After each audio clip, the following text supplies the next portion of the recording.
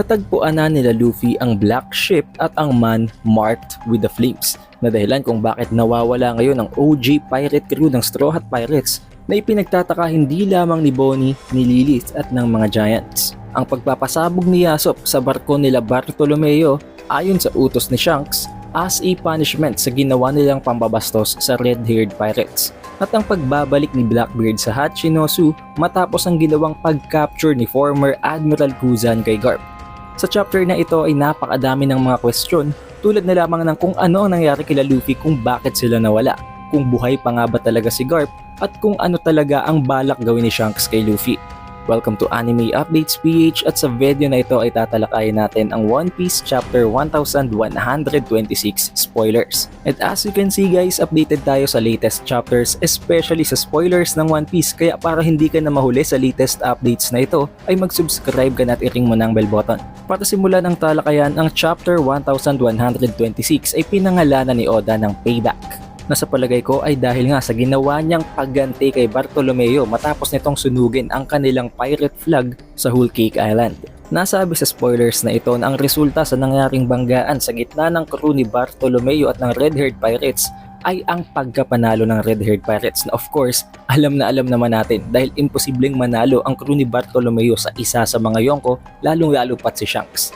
However, it's as if binigyan sila ng kondisyon ni Shanks na nagbibigay sa kanila ng isang lason. Isang lason na gusto niyang ibigay daw nila Bartolomeo kay Luffy sa loob ng isang buwan. At sa loob ng isang buwan na yon, kapag na-intake ni Luffy ay mamamatay siya. And from this part pa lang ng spoilers, mapapaisip na tayo, ano nga ba talaga ang balak gawin ni Shanks kay Luffy? Bakit niya gustong patayin si Luffy? Bakit gusto niyang painumin si Luffy ng isang lason na gusto niya pang padaanin sa isa sa kanyang mga alliance na si Bartolomeo? However, since Bartolomeo nga is such a goat, isang diehard rubber rider nitong si Luffy at ang pinakamalaking fan ng Straw Hat Pirates, instead nasundin si Shanks at ibigay kay Luffy ang lason na papatay dito, ininom niya mismo ang lason para hindi na yun mangyari. However, dito na-reveal na hindi talaga yun isang lason. Isa lamang yung loyalty test na ginawa ni Shanks para ma-figure out na talagang hindi magiging traidor itong si Bartolomeo kay Luffy. But still, there are some questions na hindi nasagot dito. Kung pwede naman palang hindi niya ipainom kay Luffy, then bakit niya pa ininom? Pwede namang itago niya na lang o itapon.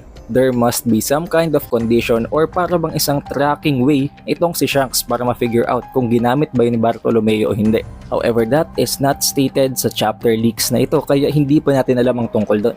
Pero kahit na alam na nga nitong si Shanks na talagang tunay na alyansa, tunay na kaibigan at tunay na kakampi ni Luffy itong si Bartolomeo, ay inutusan pa rin niya si Yasop na pasabugin ang kanilang barko. Na sinunod naman ni Yasop, inisnipe niya ang ship nila Bartolomeo na nagpasabog dito. Now to think of it, dahil nga isang devil fruit user si Bartolomeo, magiging mahirap sa kanya para makasurvive ngayon nang wala na silang ship.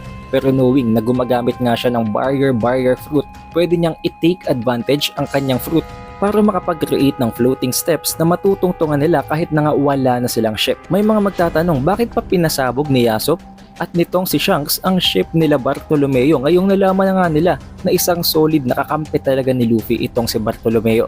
Although oo, alam nga niya na isang kakampi si Bartolomeo, hindi pa rin niya mapapalampas ang ginawa nitong pambabastos sa kanya sa Whole Cake Island, kaya kailangan pa rin niyang bigyan ng kaukulang parusa itong si Bartolomeo, at alam naman niya na magbabalik ito stronger matapos ang ginawa nila ditong humiliation.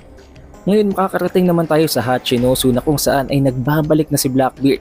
Dito ay galit na galit itong si Teach kay Avalo Pizarro nang dahil na nga sa nagawa ng mga Marines na i-rescue si Kobe. However, sa kabilang banda naman pinupuri at pinaparangalan niya si former Admiral Kuzan nang dahil na nga sa nakapture nito ang hero ng mga Marines na si Garp. And that is right, tama kayo nang narinig.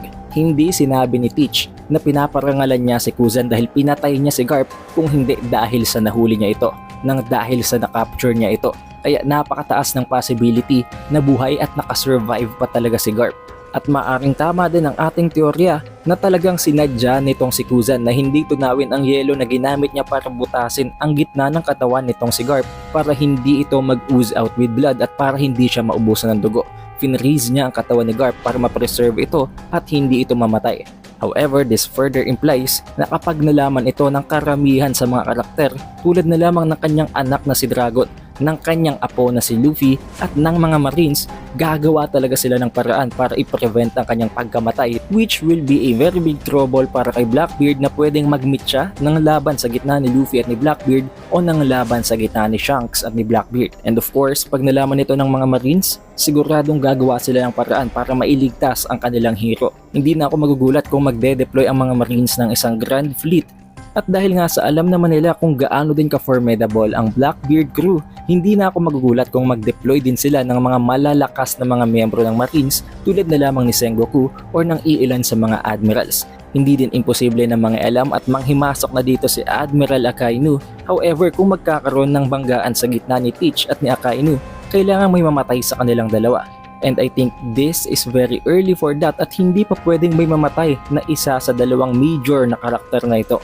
2 days naman matapos nga ng ginawa nilang paglalayag nang makaalis sila sa Egghead Island papunta sa Elbaf ay biglang nawala ang Thousand Sunny na kung saan ay naroroon ang OG na Straw Hat crew.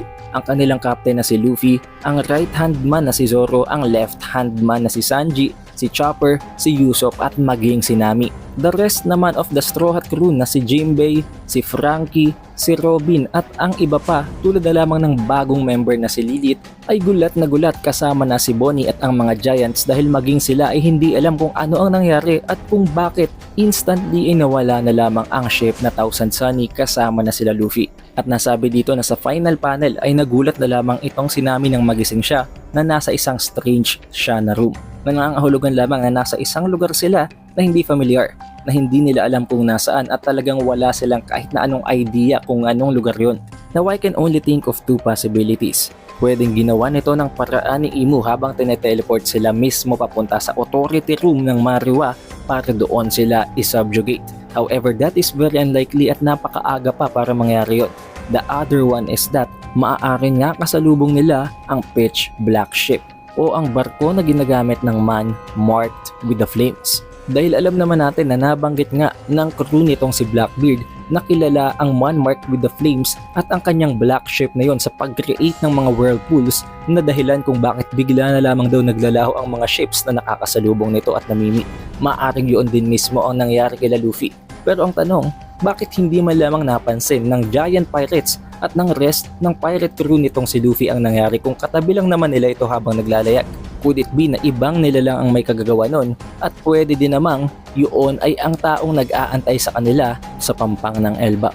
Now all of that remains a question na dahilan kung bakit I highly suggest na antayin pa rin natin ang full chapter release para ma-confirm natin ang bawat details at masagot natin ang bawat katanungan na hindi nasagot ng leaks na to. What I can only say is that nagsisimula na namang magluto si Oda. Dahil hindi pa man lamang nakakarating ng pangpang ng Elbaf itong sila Luffy, it's as if nagsisimula na agad ang twist at ang napakatinding mga kaganapan sa kwento. However, para makasiguro kayo na manonotify kayo agad at maa-update sa susunod na release ng chapter ay siguraduhin nyo nang nakasubscribe at nakaring na kayo ng bell button. Dahil I assure you guys na as long as nakastay tuned kayo sa channel na ito ay hindi kayo mahuhuli sa bawat bagong release ng chapter ng One Piece. But then again, I guess I will see you guys on the full chapter review.